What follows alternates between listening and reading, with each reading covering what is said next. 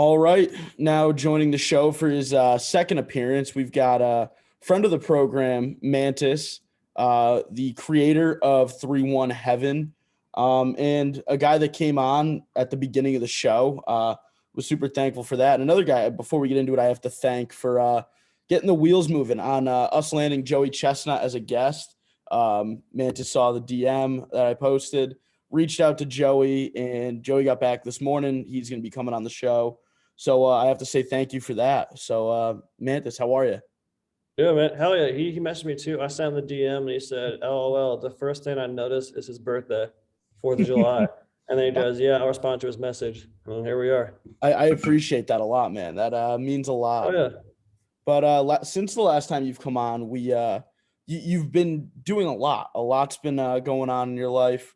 You launched 3-1 Heaven. I got a hoodie ordered. I got the email. It should be shipped out Friday, which I'm pumped about. So I'll have that. But so what was the start for you with 3-1 Heaven, and kind of what made you pull the trigger on actually starting up the business to sell the hoodies? I thought of the idea about a year and 3 months ago. I thought of the idea when I was first out of Barstool. I Okay. wanted to be like Lyrical Limited. Yes. I wanted to be like that, but for Indiana. But realistically, I don't know what I was doing at the point. So that's why we did the That Boy Bent podcast to start doing something. And after doing that, I'm still doing. I haven't done the podcast in a few months, but I'm sure I'll be back. I'm trying to bring it back on Monday for a little special Valentine's Day episode where I call up every girl that I've kissed and I've gotten head from and all that fun stuff. Last time you did it, it was just all the girls that you kissed. So now we're adding girls that have given you head as well to the mix. We've gotten head. We got another New Year's kiss. We got. I didn't call Lisa Ann last time. I have to try and call her this time. Definitely, you definitely got. That's my first time. Yeah, that's my first time tasting dick. So then we'll call her too, and so we'll do that. 3-1 Heaven. The Naptown is the nickname for Indianapolis, and 3-1 Heavens. I didn't start the name. I've heard of it. It's not really that popular. So this clothing brand, I wanted to popularize it by making it the name 3-1 Heaven, a clothing brand, and then cater it to all the cool kids, all the young kids, college kids, athletes, all the people that want to wear swag, not just like little print off bullshit kind of logos, and put some style to it, put Indiana on the map. Yeah. So it's just hoodies. What made you want to just do the hoodies? I mean, because you've got a bunch of different colors that you're putting out.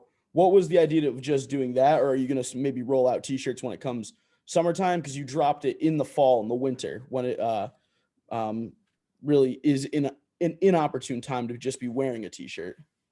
Yeah, it's just hoodies for now. It's going to be every type of clothing eventually, but with it being in the winter, we thought hoodie was the best first option to do. With the spring and summer coming around, we want to do some t-shirts. We're going to do a little thing for the Indy 500, the biggest race in Indiana, also one of the biggest races in general. So we'll do some Indy 500 stuff, but it's going to expand to, shirts, shorts, sweatpants, everything. But we thought hoodies, we made it $40, make it very cheap and affordable. Then we can spread the word. People get the photos. So it's a good little startup to have everyone rocking it. Then down the road, we get more funds and we can start messing with the prices. Make sure it's still affordable, but it could just go up from whoever's wearing it and whatever celebrity's gonna wear it too. Now, is there you've gotten it in the hands of some big names from Indiana? Is there still somebody that you're looking to get it in the hands of, or one that like I said, one that you really want to see rep the 3-1 Heaven brand? Definitely Drake. He's been very hard to reach out to. I texted him a few times, but he hasn't responded to me because I don't have his number. But if I had Drake, then I would. Definitely a band. I sent one to Rito Sanchez, the punter for the Colts. Okay. He had worn it. You know what's funny? I sent, Kenny Moore? Yeah. I was his ball boy when he first started at the Colts, like first 2 years, and I DM'd him saying, "Hey, would you like a hoodie? We can send you one." He unfollowed me the day after, so that was pretty cool. Are you serious? Yeah, Walter Payton Man of the Year. What a guy! Oh my God. You can air that out. I don't care. Fuck him. That's so disrespectful. I'm like, "Do your laundry?" Like, "Hey, sorry for DMing you about a free sweatshirt. I should have known better. My bad." Wow, you just asked. Did he respond to you at all, or just unfollowed you? Just unfollow me. That's a dick move. He's the Walter Payton Man of the Year, bro. He's a good guy. Obviously, come on. Yeah, he's not my vote. will you attempt to get one of the sweatshirts in the hands of one of the new trade acquisitions, Tristan Thompson? Will you try to get it onto his body? Yeah, I'm just gonna go to every club every Friday and Saturday night and try and find him with some mom or some baby mama, and then say, hey man, before you get her pregnant, here's a sweatshirt. We get a quick photo.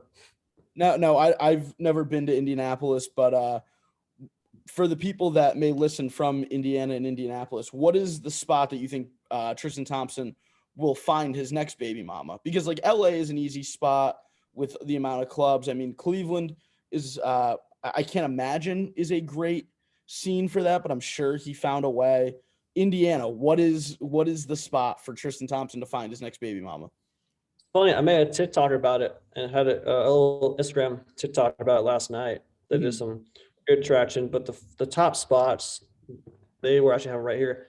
It was Envy Nightclub, Okay, which was originally Rebel, originally someone else, -1,000.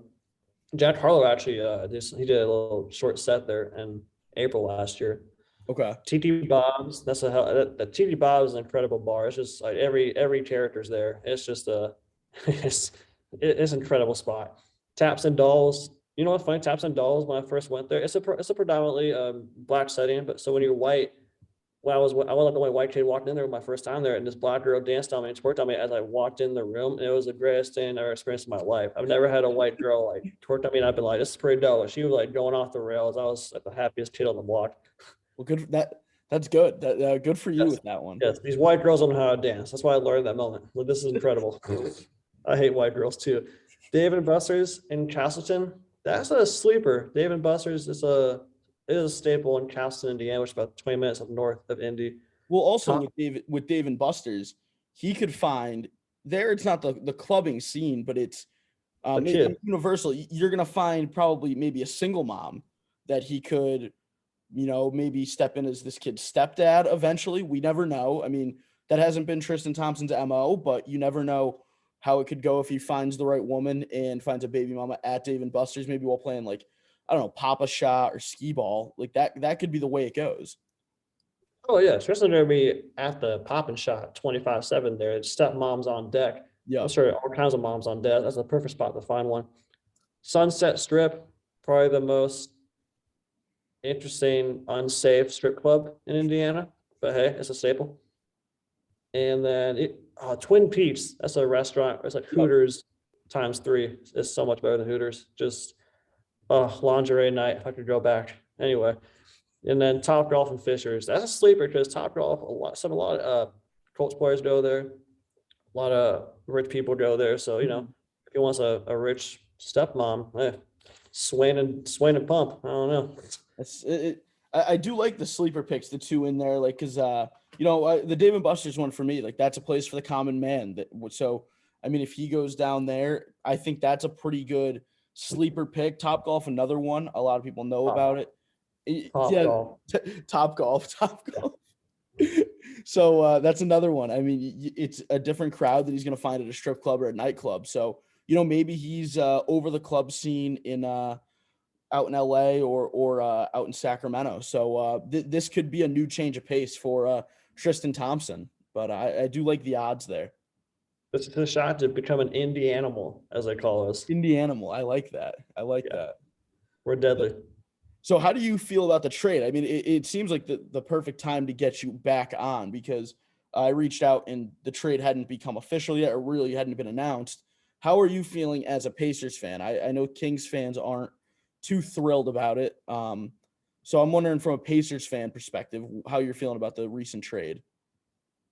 Yeah, bad news. I'm not a Pacers fan. I'm a Miami Heat fan, but I do. Pacers fan, okay.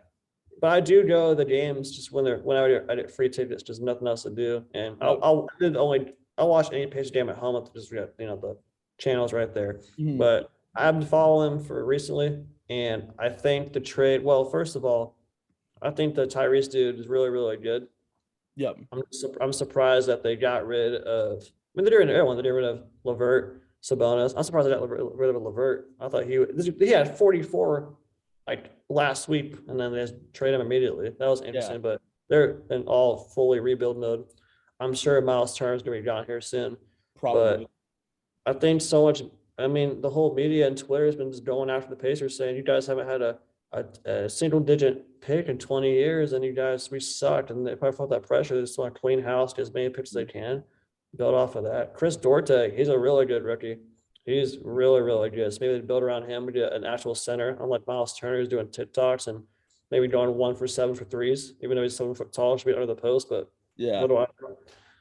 The Sabonis trade's definitely tough because, with him and Miles Turner, rarely you see in the NBA now 2 teams with 2 pretty good bigs. So getting rid of Sabonis, and now, like you said, the writing's on the wall where they'll probably try to shop Turner somewhere else, which you lose out on 2 pretty good bigs and Karis LeVert. So definitely full rebuild mode the Pacers are going into. But yeah, I didn't know you were a Heat fan. So how are you feeling about this season with Miami? PJ Tucker's been very impressive. He's a good core piece. Jimmy Butler and Bam are doing their thing. Kyle Guy, Indiana dude, he made the roster about a month ago. He's made it. I think I still think it's gonna be Bucks going all the way because of Giannis, but he could be. They could play the Bucks today in the Eastern Conference Finals. But I think Spoelstra is a very, very good coach. At first, I hated him for some reason, just the whole LeBron era, but he's actually legit. You can get it going. So did you become a fan pre, during, or post the LeBron era in Miami? When LeBron came, I came. That's when I became a Heat fan. Gotcha. Nice. I'm sure he had the same sentiments. I'm sure he came as well. Oh God! When he learned about your fandom for the Miami Heat. Yeah, I will say too that I like Dwayne Wade at Marquette. So when he got drafted, I like the Heat. But yeah. I'm not a religious Heat fan. I just I watch them and I can't tell you the whole history and shit. Well, the whole Shane Battier days, yeah. When they were winning, that's when I was on board. But now I was like, okay, I'll still watch them, bet on them, and playing like 2K14 or 15 with those Heat teams was like the greatest time of, I think, any kid's life, because that team was just so, the bench, like they had like 10 players where you would score with. You had Wade, Bosh, and LeBron, obviously, but then you had Mario Chalmers, and Norris Cole was a bucket on that. Mike Miller, Chalmers, Battier. Giannis Haslam was not 100 years old in that game. Yeah. That whenever I think of those Heat teams, I just go back to playing 2K with my buddies during that era. It was the absolute greatest. So I did the same thing. You brought up Jack Harlow a little bit before. We texted a little bit about this, doing a Jack Harlow songs draft. 5 rounds. We'll go back and forth because you're the guest. You'll get the first pick. The only rule, you just cannot repeat albums. But you're one of the biggest Jack Harlow fans out there. Last time when you were on, you said you weren't ready to call him your best friend yet. Has that changed at all? I wouldn't say we're friends, but we are dating. Okay. That's in my head we are, but no. I haven't talked to him since he was in an Indianapolis show in November. But I saw him in LA in January for both nights. That was really cool. No, he's about to perform here this Sunday for he's playing the NBA Celebrity Game on Friday. Oh, really? Yeah, he's playing Friday. Sunday's doing a little show, and supposedly he has a new album coming out in the next coming months. It's gonna be exciting. If it's around for summer, it's back-to-back white boy summers, and especially with Burrow carrying through the winter, it's gonna get real dangerous out there. Dude, Joe Burrow, it is Jack Harlow, Joe Burrow, white boy 2022. Damn near. I love it. Damn near. All right, so you can kick the draft off. Whatever. So, like I said, 5 songs, 5 different albums is the draft. We'll go back and forth. I made sure we had 5. I made sure that we've got at least over 5 albums to choose from. So, I'm excited about this because it's so deep. We'll have a ton of honorable mentions after the fact because his discography is just so deep. But I'll let you kick it off. So am I choosing the album first? You go. Yeah, you can pick the album. Wait, this should be 5. Okay, so wow, I'm about to test to see how long you've known Jack. All right, let's go. Let's start off with Gazebo. Okay. My favorite song on Gazebo. I'm gonna have to do a detox. You do Detox from Gazebo. Do a Okay. detox. That's, not one I thought would have gone early. It's a great song, but I think that I like that pick. I just wasn't, I'm more surprised that was the number one pick for you.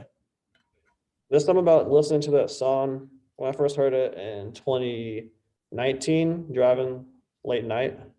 It Yeah. was, no, it was 2018 late night drive. I was actually thinking about a girl that I was trying to talk to, but she was on to other guys. But hearing that, I don't know, it created a very, it got attached to me. I think though the most popular, let me see what your answer is first. So I'll go with another one that I think is great for a late night drive off Gazebo. I'll go with the first track from it with Eastern Parkway. Yeah. That's one that, like, when I hear, I get confused when it starts playing at first because there's like 8 seconds of like silence at the beginning.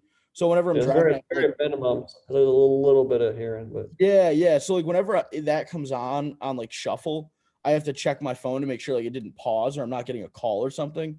But overall, I mean, I think it's a great song, and like this whole album, I think, is filled up with songs that are great for late night drives, and has that late night feel, especially one like Wasted Youth, which is a great like summer night song. Um, and then Dark Knight's another one. I think that one would fall more into like the pump up category or gym category for music. But an all around great album for Jack. I think it was his second or third one that he put out, but one that kind of had a lot of songs that blew up for him. Dark Knight is definitely the most popular song on that album. Eastern Parkway is probably my favorite lyrical song, Yeah. easily on that album. Wasted Youth, him and Sloop, it's a great duo, great Mhm. collab. But I see when I think of my favorite song, I try to think of the ones people don't think about. They're Yeah. kind of slept on as my favorite. That's why I want Detox, but I love that song so much. That is what's nice about a guy like Jack Harlow listening to his music is there's so many songs on an album that, especially with the new one that he put out, a lot of people think of Tyler Hero, What's Poppin', um, Way Out are definitely like the top of it, already Best Friends. But there's still so many, when you go deeper and deeper on the album, there's so many good songs that people just won't really listen to, or they'll just straight up just overlook. And I think that's what's great about his music is any song that you may have skipped over on your first listen will just be an absolute banger. It's the way the music he makes is unreal. It is unreal. He's so talented. The next project you want to do, Loose? Yeah, let's do Loose. This is tough too. Yeah, this one, Hmm. not a lot of skips on it. Hmm. Favorite song on. Oh, this is so freaking tough. I want. Even I when you want get to. the end of it too, like I'm looking at it, I'm like, maybe there's some at the end that would be deep cuts, or maybe ones you could take off right away. Oh, I think. Well, the most popular song, Sundown, yeah, obviously, but I can only choose one. Shoot, probably Sylvia. I like that one. That's a really good one. Going two for one. I wanted to say Vacate. So actually, no, I want to say Knack for it so bad. That's another like if I like Detox, Easy Part, that's another good late night drive song. Yeah, I just said Sylvia. I don't Sylvia's want to say pick. Knack. Yeah, it's too good. It's too catchy. This album, I think, especially has just so many ones that are so catchy. Especially, I mean, he leads it off with Sundown, which is extremely catchy. Yeah. Vacate, so all of them. I mean, you can go through the whole album. All of them are ones that'll stick in your head if you recently listened to them, which is a huge thing. But yeah, Sylvia's a great one, especially the feature on it with a 2 for 1 on it. Mm. A great song, great pick. Um, that was when I actually was gonna pick that one there. Um, but so I'm actually gonna go with another great feature, the feature with K Camp. I'm gonna go with Pick Your Phone Up. The beat for Okay, that, that's a great one. The beat for that when it starts up is awesome. And that's another one I've listened to multiple times, late night car ride or with your friends. And that's what's great about this album too, is it's so versatile. You can listen to it in pretty much any setting, any scenario. It's a good one to throw on if you're playing basketball and you got a speaker.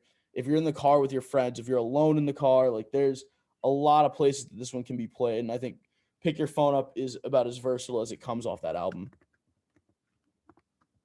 Yeah, him and K-Camp sound so similar in the song too. It's actually kind of hard to tell who's doing the whatchamacallit, the hook and then the chorus. Yeah, that's a I mean, the features on this one were great too. I mean, a great one with I think a great music video on the back end of the album is Drip Drop with Sci-Hi the Prince is another. Oh, yeah, black and white background, the whole painting. Yeah. Yeah, that one was awesome. Mm-hmm. All right, next project. Do you want to hit Confetti? Yes. Oh, gosh, it's even harder. Man, that's made this tough. Yeah, this is Only two. Doesn't get easy.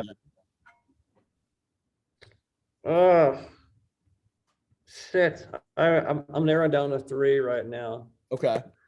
I think I already know what yours is gonna be, but oh my, this is so fucking tough. So I'm gonna choose one on Confetti.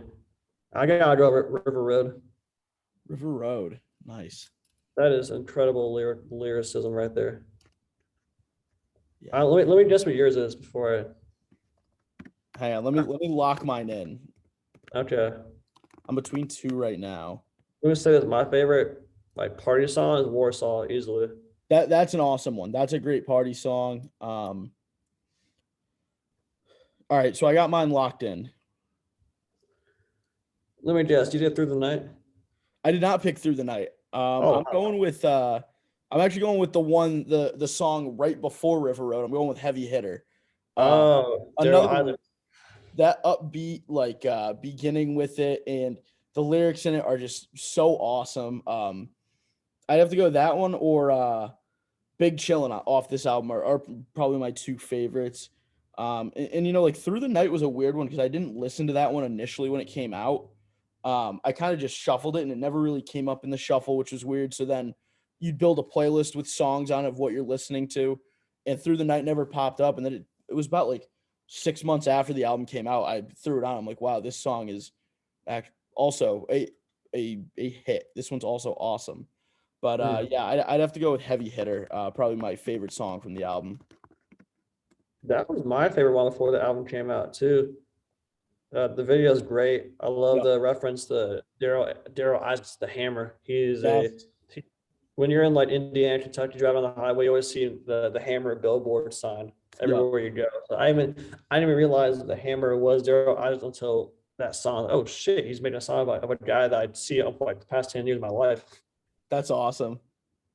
All right. River Road, I love that. That River Road is a very good. It's a very honest, very lyrical song. If you listen to River Road now, so obviously where Jack is now, it's just more inspiring. Like, wow, he's pretty much saying like, how am I not big yet? I thought the last project was maybe something I'm not yet, and then now here he is. That's his older stuff is great too, and that one River Road feels like one of his older songs. That was also a hit. Like one of my favorites is Ice Cream by him. And like it's just so groovy, the beat that he has on it and the lyrics. And like he sounds a little bit younger too in it, which is awesome. But yeah, I agree. River Road is almost like he's frustrated with not being bigger where he should be, that he felt like the Loose before that was going to be the one that blew him up. But Confetti was really the one I think that put him on the map more. But I mean, Loose is a great album. Confetti is a great one. Do you want to hit Sweet Action next? Yes, for sure. There's only 7. It's only 7 songs. Mm-hmm. You think it'd be easier? It's not that hard. There's like for me, What's Poppin's like the obvious one, but that one got so much play that it's a tough one to pick. I'm curious with where you're going to be going with it. I gotta go Once May Comes. When I heard that song during like the first 2 months of COVID, when we were on lockdown, I would play that all the time, just walking on the street, just kind of near a park, just to get my mind more open. I just love the the intro to that, and then just Jack's voice very smooth and soothing, and it's not it's the same lyrics, but it's very just good head bop and kind of just relax a bit. Yeah, that's another one I was between for this pick. So I'll go with my other pick of Too Stylish. That was my next one. Yeah. Yeah, I think those are the top two when it just comes to overall listenability and re-listenability. I mean, I want to see some ass is a great party song. What's Poppin's a great party song.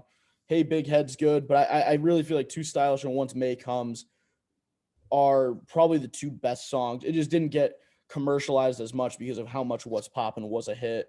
And then when people think of that second song, it's I Want to See Some Ass because that was another one that got a lot of play from Jack and from people that heard it. So I do think Sweet Action, with it only having 7 songs, was not a very easy one to pick from. You made it wasn't a good point that you think it's less songs will get a lot easier. But finish it off with That's What They All Say, which is really is tough because of how deep it is. Very versatile album. Talked about the R&B slow shit, the fast rapping, the hits. If there's, I thought I tweeted this. Maybe I don't think I did. But this is easy for me. For me, I'm just going straight to it. 21C Delta. I probably play that 5 times a day, every day.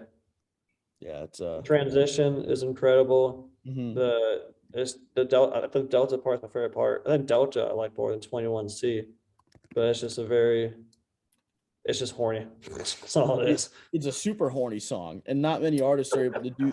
They're not able to perfect that like beat switch like he does on 21C Delta, and it's awesome. But yeah, I guess that would be like I think the proper word to describe a lot of his music is horny. It is. It is horny music because there's difference between like party music, driving music, and when you really kind of combine that all into one, it does become horny music. Love Is Drill is a very horny song. Oh, very, very. Every time I eat my flashlight, I play that song all the time. No question about it. Mom's gone, her friends. It's time to work. Jesus Christ. What about him? So my final pick, I'll go with one that was a little I think a different change of pace for Jack Harlow. I'm gonna go with Same Guy featuring Adam Levine. Probably I'd have to go with that or Route 66 is my favorite songs off the album. But I'd find myself listening to Same Guy more just because of the guitar in the back and Adam Levine doing the chorus. It is super nice. It's an enjoyable song to listen to, and shows off I think his versatility, Jack's versatility as an artist. So I think that's my no-brainer. I listened to that one probably the most off that album. ESTG is my favorite rapper too. Oh no, G's. I think he's the hardest rapper too. I don't listen much to him, but he is definitely that dude is unreal. Yeah, when him and Jack Harlow work together, it is a beautiful thing. It's something that gets the fans going. Oh yeah, Rotten, Mall Map, Bruce. There's one more song they did, maybe, but Rotten's great. Rotten's great. Rotten's great. So that'll round up the draft. If you're listening, make sure you go vote on Instagram on the poll for who won the draft. But I do have a quick question for you. You posted on Instagram a birthday post today. Is that your going out? Like, is that your club shirt, the one with all the flags on it? That was a shirt. So that was the Play the Homies music video for their song Home Alone. And the dress code, we had to wear a button-up shirt, and we all had to look fly. So I went to Naptown Thrift, shout out Naptown Thrift, and I got that little world shirt for like maybe $20, and then wore that. And that was the one. Now, has that made an appearance anywhere else for you? Is that a going out shirt for you? Does that stay in the closet for special occasions? That was the one and done, but I think this summer I'm gonna have to get my style up and maybe pop a few buttons down. So I've been working out so much, so the chest looking a little better than usual. I So it's know. a good thing. I know. Is this summer going to be the one where you're really showing off the summer bod? Definitely. Even last summer. Last summer I had a good bod, Yeah. but this summer we're getting a little more tone and more confident. And now, I mean, now I got head. I mean, this is a whole new human being. I don't care what you think about me this day. I'm gonna walk out my shirt off. I'm gonna let it rip. Oh my God. It is a spray tan or just more time in the sun shirtless in the cards for you, because Dude, that's the one thing you are awfully white. It is. I thank you. I'm so glad someone finally said it. I'm so tired of being white. I need to be tan, bro. It's so hard. Oh no, I'm just too lazy to get a tan. If I go out, I don't know. I don't have the patience to lay down for 30 minutes and get a tan. I can't do it. I need to work on not that. an enjoyable thing to do is just sit out there and bake in the sun. It's so boring. I don't know if people will do it, but I do need to get tan. See how maybe that's why I'm not having sex. I'm not tan. Maybe I think that's you why. need a little bit, just a shade darker for you, and I think you're going to be in business. I think so too, man. I think we're on to something. What if that you got a nice tan too? I tan decent. I'm not a big shirt off guy in the summer, so like when when August rolls around or September and you start losing the tan a little bit, it's usually just a nice farmer's tan from the neck and face, and then just my arms and my legs a little bit. But my body's Casper White, my base body. So I am in the same boat as you. So I may look into a spray tan and see what that's all about. $10 change a man. Yeah. Okay, 8,400. Let me see if I want to see if 2 for 1 can hop on this FaceTime so I can introduce him to you. So we are talking about him on Sylvia. Yeah, definitely, dude. Let's see what we got.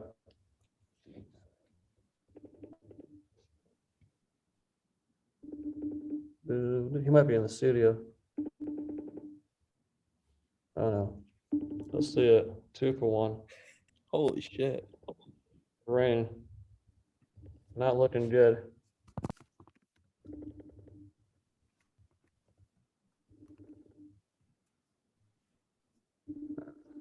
That's right.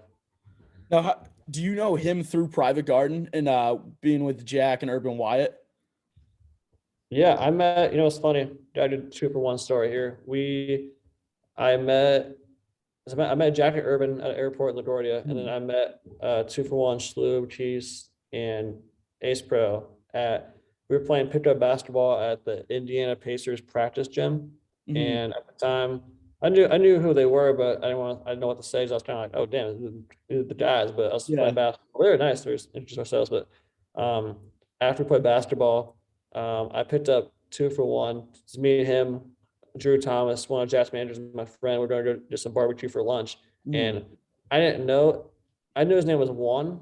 No, he said his name was DeJuan. So I didn't even think about 2 for 1, but I was picking him up. I was like, so I asked him, like, what do you do? He's like, oh, I make music and stuff like that. And then told me about, like, wait, you 2 for 1? I was like, yeah. I'm like, oh shit. Yeah, listen to like, oh shit, it's awesome. And so me and him and us four, we just got barbecue for lunch. He was just chilling. We were playing like PS. No, he's playing some game. Yeah, PSP. He was just playing games on his phone and watching the Browns. He's a big Cleveland Browns fan. I was very surprised. But we were sitting there watching the game too. But that was the first time I met him, was through basketball and doing barbecue.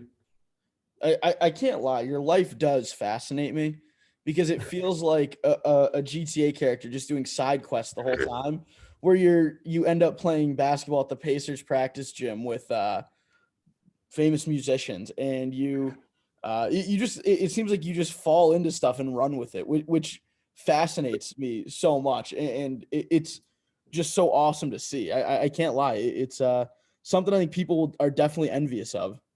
I feel like you know me more than I know myself, because I think about I'm not one to make a whole story. Well, yeah, like the whole Pacers thing, like just a lot of stuff that I've done, whether it's go to sneak into Lollapalooza twice a year and just meet some other rappers, or just like go to shooting hoops on the Pacers court after games or whatever. Like I see an opportunity to run with it. That's really how it is.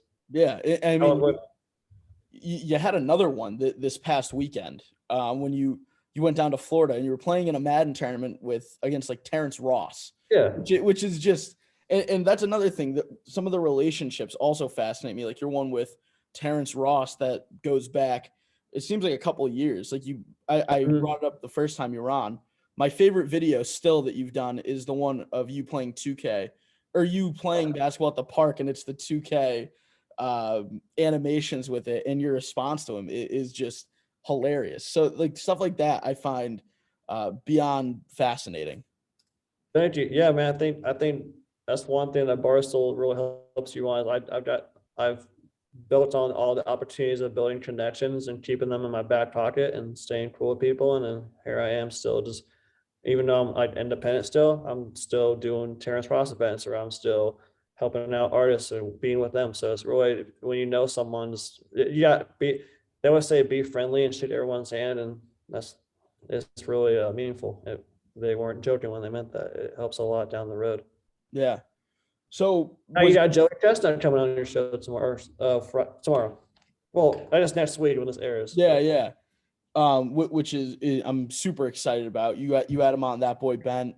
But I do have to ask about the Madden tournament. So that was a Terrence Ross event. Yeah, it was hosted by, like, set up by Jump Off Organization. They're a new gaming brand. And it was hosted by Terrence Ross and Stephen Madison as co-hosts of the T Ross podcast. And it was us, Terrence's teammates, Jalen Suggs, Chuma Okiki, RJ Hampton. Yeah. There's me, Max Nice from Instagram, of the basketball impersonator, and Stefania. Yeah, she's a Instagram girl. She known for playing basketball, and she runs the basketball account.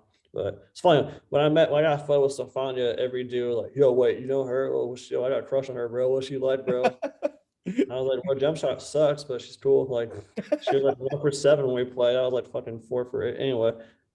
But yeah, that's beside the point. Yeah, I'm like, okay, she might have more followers than me, but I'm hitting more threes. So who's a real winner? Absolutely. So That you ended up winning the event, correct? well, I won all my games. My team came in third.